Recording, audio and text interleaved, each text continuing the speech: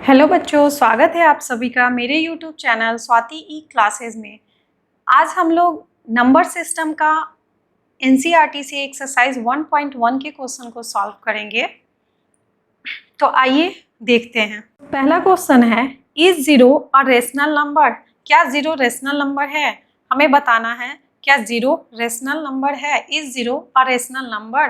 तो देखिए, जीरो है, कोई भी, मैंने बताया है कोई भी डिजिट होगा, अगर उसके नीचे कुछ नहीं है तो हम लोग उसके नीचे 1 मान लेते हैं।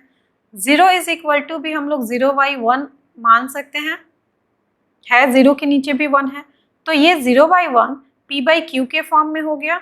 और मैंने बताया कि रेशनल नंबर p/q के फॉर्म में होना चाहिए, where p and q are integers and q does not equal to 0। तो यहाँ पे सारे कंडीशन फुलफिल हो रहे हैं, p इज इक्वल टू 0 हो गया और q इज इक्वल टू 1, दोनों इंटीजर वैल्यू आ गया। और q does not equal to 0, ये भी कंडीशन फुलफिल कर रहा है। इसलिए हम लोग कह सकते हैं कि 0 जो है वो रैशनल नंबर है। ट्रू है, ये स्टेटमेंट ट्रू है, 0 एक रैशनल नंबर होगा। दूसरा क्वेश्चन है, find 6 rational numbers between 3 and 4। 3 और 4 के बीच में 6 रैशनल नंबर हमें फाइंड करना है। मैंने इससे पहले के क्लास में आप लोगों को रैशनल नंबर फाइंड करना बताया था, जिसमें मैंने 1 और 2, ये नंबर्स कुछ भी हो सकते, किसी भी दो नंबर के बीच में कितना भी रैशनल नंबर हम लोग फाइंड कर सकते हैं। तो इससे पहले मैंने प्रीवियस क्लास में बताया था 1 और 2 के बीच में 5 रैशनल नंबर फाइंड करना। सेम उसी मेथड, उसी प्रोसेस से यहाँ पे इस क्वेश्चन को भी हम लोग सॉल्व करेंगे। मैं यहाँ पे फिर से बता रही हूँ कि किस तरह से दो नंबर्स के बीच में हम लोग 5, 6, 7, 8 कितना भी रैशनल नंबर फाइंड कर सकते हैं। तो आइए हम लोग देखते हैं इस क्वेश्चन को कैसे सॉल्व करेंगे। दो नंबर्स क्या है, 3 एंड 4। 3 और 4 के बीच में हम लोगों को 6 रैशनल नंबर फाइंड करना है, 6।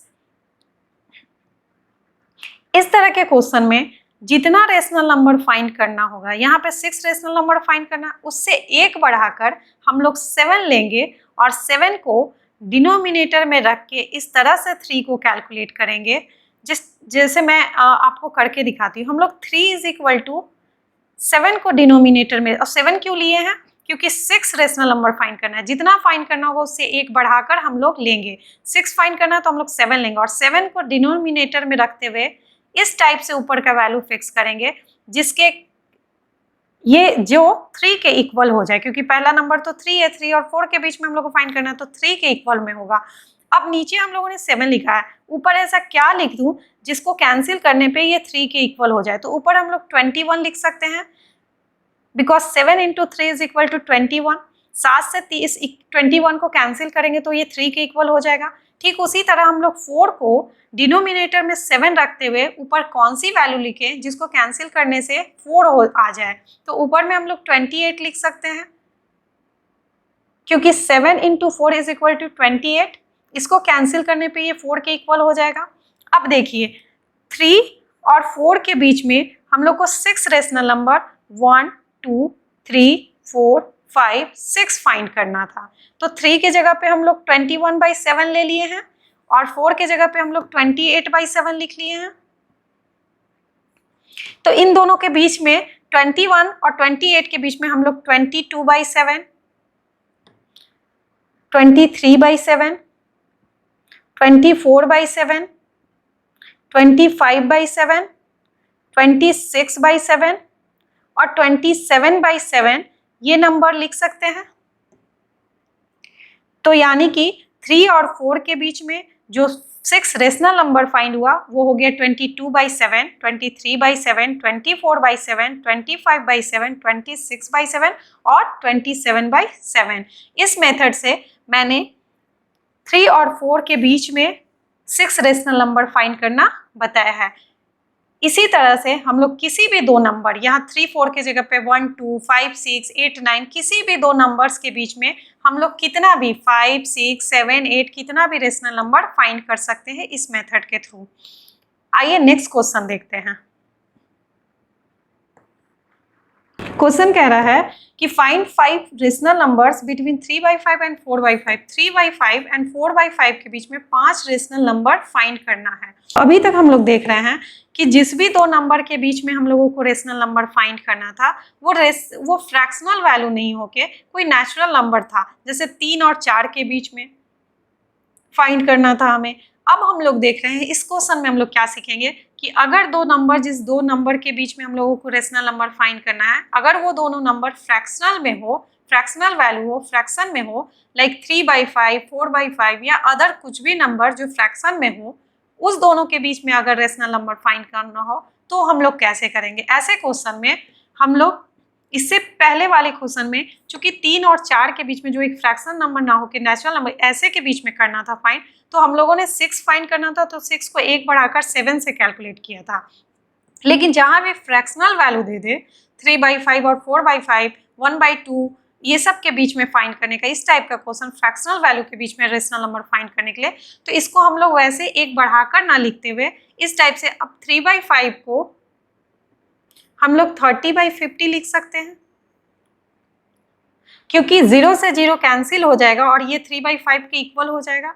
सेम इसी तरह हम लोग 4/5 इज इक्वल टू 40/50 लिख सकते हैं, क्योंकि 0 से 0 कैंसिल हो जाएगा और ये भी 4/5 के इक्वल हो जाएगा। अब हम लोग 5 रेशनल नंबर, मान लो ये नंबर लाइन है, इस पे 3/5 और 4/5 के बीच में हम लोगों को 5 रेशनल नंबर फाइंड करना है। 3/5 को हम लोगों ने लिख दिया है 30/50 और 4/5 को हम लोगों ने लिख दिया है 40/50। तो इन दोनों के बीच में हम लोग 30 और 40 के बीच में, क्योंकि बेस तो सेम है 50-50, 30 और 40 के बीच में हम लोग 5 रेशनल नंबर 31/50 लिख सकते हैं, 32/50 लिख सकते हैं, 33/50 लिख सकते हैं, 34/50 लिख सकते हैं और 35/50 लिख सकते हैं। 1 2 3 4 5 5 रेशनल नंबर फाइंड हो गया। 3/5 और 4/5 के बीच में 5 रेशनल नंबर फाइंड हो गया हमारा। वो क्या है 31/50, 32/50, 33/50, 34/50 और 35/50। इस तरह से हम लोग और भी चाहते तो रेशनल नंबर इस दोनों नंबर के बीच में फाइंड कर सकते हैं। नेक्स्ट क्वेश्चन है, मैं कुछ स्टेटमेंट यहाँ पे लिखूंगी, आपको बताना है कि क्या वो स्टेटमेंट ट्रू है या फॉल्स है।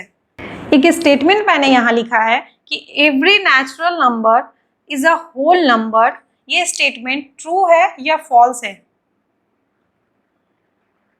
हमें बताना है कि प्रत्येक प्राकृत संख्या एक पूर्ण संख्या होती है, ये स्टेटमेंट ट्रू है या फॉल्स है। तो ये स्टेटमेंट बिल्कुल ट्रू है। आइए देखते हैं कैसे ये स्टेटमेंट ट्रू है। मैंने बताया है नेचुरल नंबर किसे मैंने बताया है, तो मैंने बताया कि नेचुरल नंबर जो भी हम लोग काउंटिंग के लिए डिजिट यूज करते हैं, like 1 2 3 4 5 up to n term तक, वो नेचुरल नंबर कहलाता है। और मैंने होल नंबर्स में बताया है